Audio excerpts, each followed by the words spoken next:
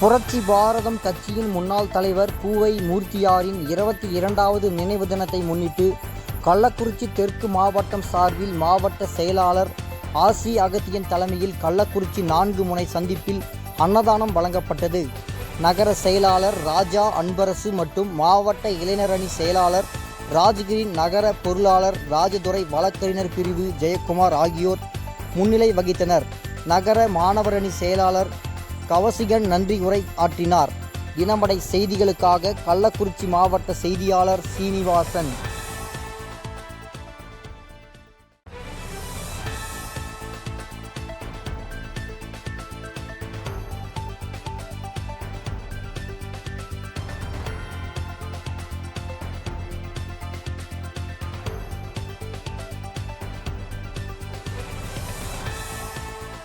இதேபோல் சுவாரஸ்யமான செய்திகளை தெரிந்து கொள்ள நமது தினமடை யூடியூப் சேனலை சப்ஸ்கிரைப் செய்யுங்கள்.